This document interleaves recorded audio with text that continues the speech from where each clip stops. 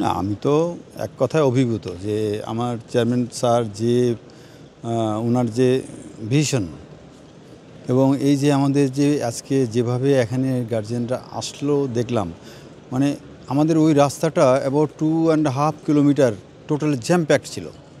আমরা অনুষ্ঠান শুরু করতে পারলাম না সময় মতো। এত চিন্তা করিনি যে এইভাবে ঢল আসবে। যাই হোক, আমি এখানে তো স্পোর্টস কমপ্লেক্সে সামান্য 700-800 বাচ্চা এখানে, বাট স্কুলের আমি সংখ্যা জানি না, কিন্তু স্কুলে যেভাবে ছোট বাচ্চারা তাদের বাবা মার সাথে এসেছে অভূতপূর্ব আমি ভাবে এগুলো দেখলাম। আর সবচেয়ে বড় কথা হলো যে এই বাচ্চারা তার বাবা মাকে বলছে যে এত সুন্দর স্কুল, আমি এখানে পড়ব। আমি অধিকাংশ বাচ্চার মুখে এটা শুনেছি।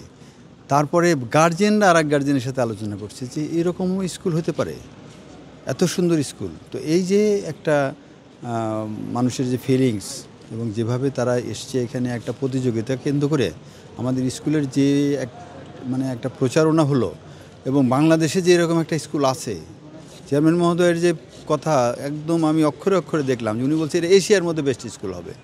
আজকে কিন্তু যারা দেখে গেল তারা কিন্তু এক বাক্যে এটাই বলবে যে best of the best school in Bangladesh, এবং এটা নিয়ে হয়তো জিজ্ঞেস করলে বলবে হ্যাঁ এশিয়াতে মনে হয় এরকম কোনো স্কুল নাই। আমাদের বৈশিষ্ট্য হলো যে এই স্কুলে বাচ্চা কাচ্চা যে সমস্ত এক্সট্রা কারিকুলার অ্যাক্টিভিটিস, যেমন সে পার্সোনালি সে স্কিল হবে লাইফ স্কিলে, সুইমিং, জুডো, ক্যারাতে, তাইকোন্ডো, আর খেলা বলতে যে কোনো একটা খেলা তাকে নিতেই হবে। এইরকম যদি একটা বাচ্চা হয় উইথ 3 ইন্টারন্যাশনাল ল্যাঙ্গুয়েজ, তাহলে সেই বাচ্চা কোথায় ঠেকবে? এইরকম একটা বাচ্চা একটা ফ্যামিলির জন্য তো বিরাট অ্যাসেট। সে এরকম একটা এনভায়রনমেন্ট আমাদের চেয়ারম্যান মহোদয় ওনার পরিকল্পনা মতো আমরা করছি, এবং এই স্কুলকে ঘিরেই কিন্তু আজকের এই আয়োজনটা। সে এই আয়োজনের মাধ্যমে আমরা স্কুলকে আশা করি অনেক ঊর্ধ্বে নিতে পারছি চেয়ারম্যান সাহেবের ভিউ মোতাবেক, এবং এই স্কুলকে কেন্দ্র করে এটা একটা স্কুলকে মধ্যমণি হিসাবে নিয়ে খেলাধুলার যে আয়োজন এখানে, এটা বাংলাদেশের নাম্বার 1 স্পট হবে সবার বয়সের মানুষের জন্য।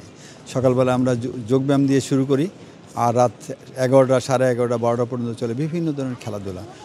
বাই দিস টাইম আমাদের এই স্পোর্টস কমপ্লেক্সে কিন্তু বিদেশিদের জন্য একটা স্পট হয়ে গেছে। ওনারা কিন্তু এখানে দ্বিধায় চলে আসেন। আমাদের এই যে প্যাডেল টেনিস আছে, অন্য অন্য খেলাধুলা আছে। যেহেতু আমাদের এই স্পোর্টস কমপ্লেক্সটা এখনও কিন্তু কমপ্লিট হয়নি, এখনও ডেভেলপমেন্টই চলতেছে, এই অবস্থায় এরকম। এবং এইটা কমপ্লিট হলে স্কুল এবং সব মিলে ক্রিকেট, ফুটবল এবং অন্যান্য যে সমস্ত সুযোগ সুবিধা এখানে তৈরি করা হয়েছে, এটা ঢাকা সিটি না, এটা বাংলাদেশের মধ্যমণি হিসাবে আত্মপ্রকাশ করবে, এটাই আমার বিশ্বাস।